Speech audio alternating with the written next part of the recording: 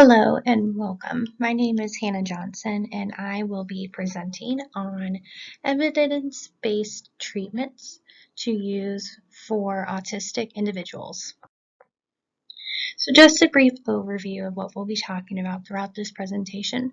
We're going to go over what exactly evidence-based treatment is, 4 different types of evidence-based treatments, some local agencies that are providing services, and then some conclusions. So to begin this presentation, what exactly is evidence-based treatment? And this is where we are using treatments and interventions that have been backed by substantial research to demonstrate their effectiveness to those diagnosed with autism. And so what that means is that there are certain qualifications to meet evidence-based treatment. So that could be having a certain number of studies showing the effectiveness of the intervention across different populations, different individuals at different settings across time. And so when an intervention has those qualifications, it can be classified as evidence-based. And there are a multitude of treatments available for autistic individuals. However, not every treatment is evidence-based. And what this means is that there are currently available interventions that are not backed by research. One would be using a hyperbaric chamber for oxygen therapy. And so that is an available intervention that some individuals choose to use. However, medically, it has not been shown to be effective for individuals with autism. And so there are other different interventions available similar to that example. And so we want to use evidence-based practices in applied behavior analysis for different reasons. Number one being the safety of the individual that we're serving. And so safety is our priority, and we need to make sure that what we're doing keeps that client safe. And so evidence-based practice helps to maintain that safety for everyone involved. And also, like I mentioned, non-evidence-based treatments are ineffective. And so they may not be giving us the results or progress that we're looking to get that we may be able to obtain with evidence-based treatments. So we want to make sure that our clients are receiving that safe, effective evidence-based treatment, since that is their right from receiving behavioral health services. So how are we determining if a treatment is evidence-based? So I went over a little bit of this earlier. Just to reiterate, there are a lot of different organizations out there right now that are collecting information on the current treatments available for autistic individuals, such as the National Standards Project. And so this is an organization or group where they've looked over a substantial amount of research and interventions to determine, is this really evidence-based? And then they publish those results and they're available online. And so these organizations, such as the National Standards Project, they're locating research for individuals with autism. They're looking at the interventions currently being used for that population. They have different inclusion or exclusion criteria. Sometimes it's down to some detail, like what type of graph are they using, or how are they using the participant in these studies. And they basically look at those outcomes of those research studies and what are they showing, what are they telling us. And they compile that into that list, and they kind of look at what's available right now.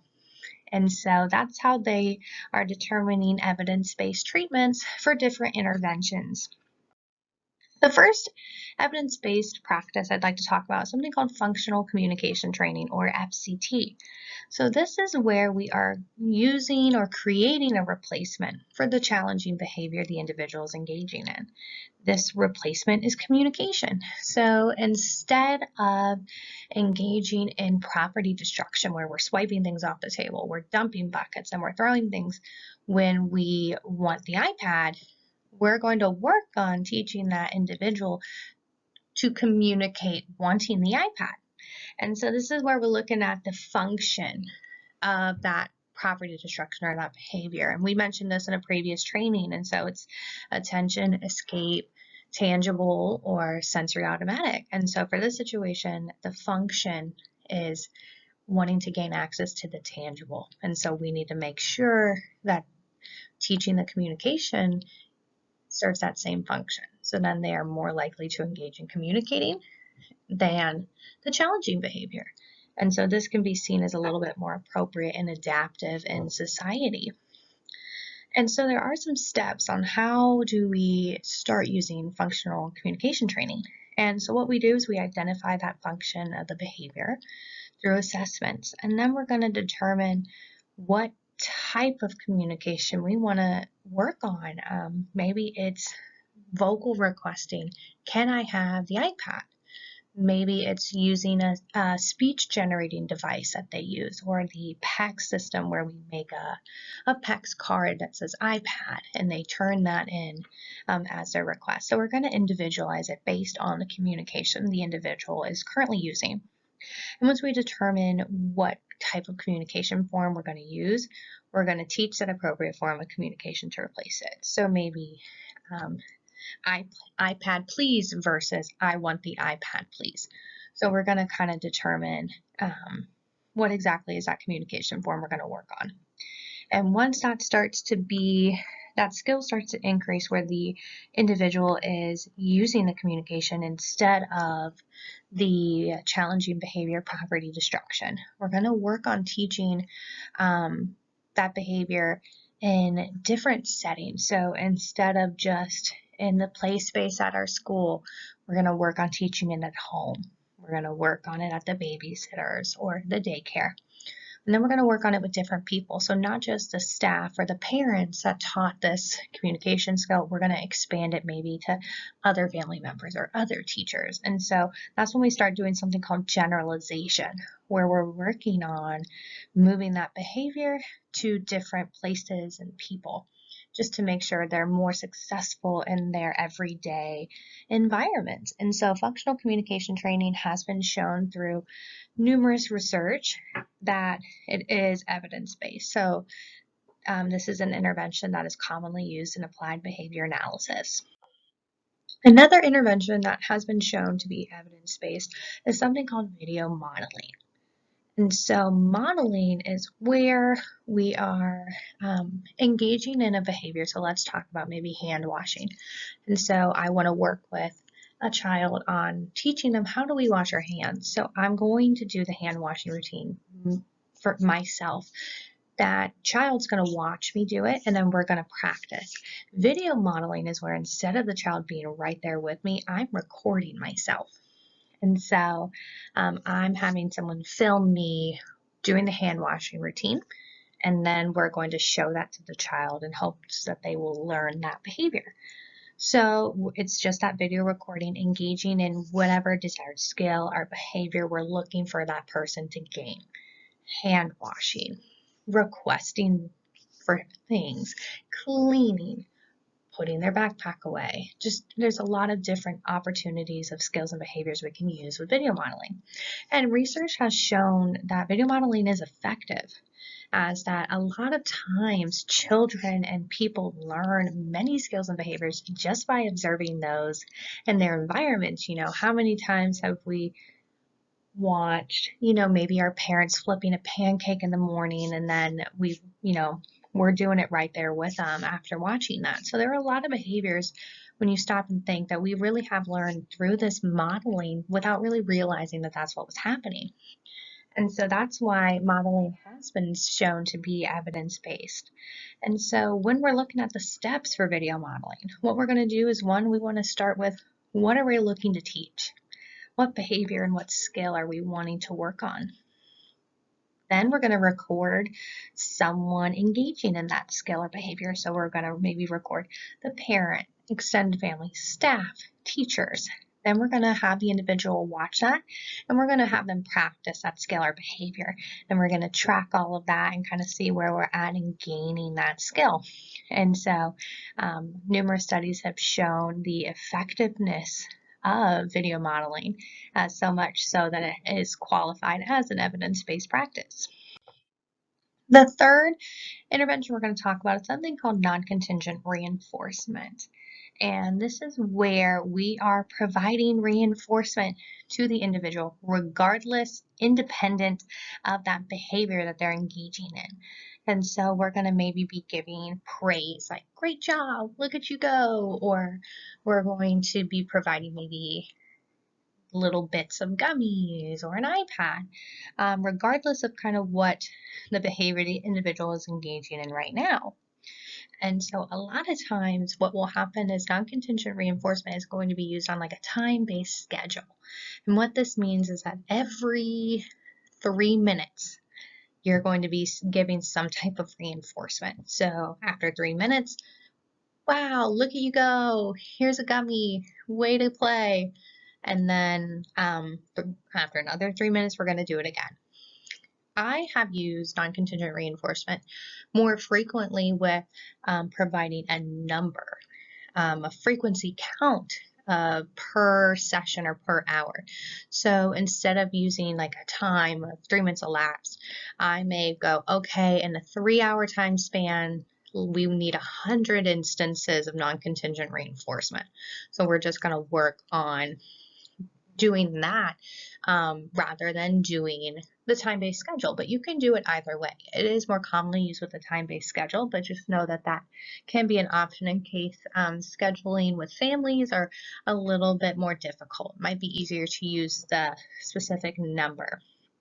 And so in the beginning, we're going to start with a really high level of reinforcement, like the 100. And so sometimes that can be a little overwhelming, but we really want to make that connection of them getting that reinforcement so they're more likely to engage in things to get the reinforcement rather than that challenging behavior. And so that's why we're really starting with a really high amount. And then over time, as we see that challenging behavior decrease, we're going to lessen that amount. So maybe we'll go from 100 to 85, then we're going to go to 65, then we're going to go to 50, and then try and get it to where it might reflect more of what they would receive in their natural everyday environment. We don't get 100 instances of reinforcement every 3 hours. We don't get someone saying, good job, way to go, here's a gummy, every 3 minutes. So we want to try and get that to be more of a schedule of what they'll get in their classroom or in their home. And so it is important to start with that high amount to help make that connection, but we're going to lower it over time. And so non-contingent reinforcement has been used with a lot of different functions and a lot of different behaviors. I've used non-contingent reinforcement where the problem behavior is property destruction and the function was attention. So engaging in ripping things off the walls, dumping buckets, throwing things, swiping things off the table to gain staff's attention. And so we implemented that NCR and we started seeing that attention-seeking, challenging behavior, property destruction lessen over time. And so it is possible to use this intervention with a wide variety of behaviors and a wide variety of functions. The last evidence-based practice we're going to touch on in this presentation is something called incidental teaching. And so this falls under the category of something called natural environment training. And so a lot of times skills or behaviors are worked at a table, doing something called discrete trial training, which we talked about in a previous training. But just to give you a little reminder and refresher, that's where we're kind of sitting down at a table. We're presenting maybe like 3 cards. We're going to say like touch fork, nice job touching fork, and then that's how we're going to practice the skill. So it's more structured. Natural environment training is where we're using outside of that table environment. So in their daily routine, play, and things like that. So incidental teaching is where the child is just initiating play or other activities in their routine, and we use that as a teachable moment. So it's almost like they're initiating the learning. And so as their practitioners, as their staff, we're going to use this opportunity to teach the skill and behaviors to that child. So for example, let's say that we have a kiddo who is playing with different shaped blocks. And maybe I will, have the bucket near me, and then I might ask them, put a couple different shapes in my hand and say, we have a circle, a star, a triangle, which one would you like? And then have them, maybe they'll point to the triangle and say, I want the triangle. And so we're using those different play-based things to work on skills that they're needing to be worked on, or colors, like coloring with crayons, and maybe I'll have the box of crayons, lay out 12 crayons, maybe labeled colors, and then what color do you need? I need black. Okay, here's the black crayon. And so we're working on those different skills through that child initiation, rather than that structured sitting at a table environment. And so research has shown that there's a high probability that these skills and behaviors worked on during incidental teaching are effective, and they generalize, like we talked about earlier, to different people, settings, activities. And so it's possible to use incidental teaching in a lot of different ways, and it's possible to see the gaining of those skills across different people, places, and things. So I do want to take a moment out to kind of give a little bit of an overview of some different agencies in the Dayton area that are providing evidence-based practices for autistic individuals. And so each of these agencies do provide applied behavior analysis, which is another evidence-based practice. And so there's a total of about 8 agencies in the area. Some of these have locations around the state. So Trumpet has locations across the country. There is Applied Behavioral Solutions, also known as ABS. They have a couple different agencies around the Dayton area. I Am Boundless, similar things around the state. And so each of these agencies apply and use evidence-based interventions such as ABA, natural environment training, the functional communication training. So those different ones that we did talk about, a lot of these agencies do use those. I know for Experience Applied Behavioral Solutions and I Am Boundless have done, functional communication training for some individuals, but it is important to remember that these agencies will provide individualized training to the child. And so even though they may utilize incidental training for one individual, they may not use it for all. So it is important to keep that in mind. But these are the websites for a couple different agencies in the area. Feel free to kind of pause the presentation and copy the links and kind of go and visit the websites, look up reviews, see if you can find some information. And then if you're interested in gaining more specific information, I believe their contact information will be on their websites. So feel free to give them a call and they might be able to provide some more clarification and detail about those services that they do provide. And so just to wrap it up, some conclusions from today's training is that an evidence-based practice is one where interventions have been backed by substantial research to demonstrate their effectiveness and their efficacy. And so that has just a large amount of research across time, people, settings, behaviors, and have produced reductions in problem behavior, or maybe increases in those appropriate behaviors we want to see. When we are working with autistic individuals, there are a number of evidence-based practices we can use depending on the individual characteristics, behaviors, and skills we're looking to target.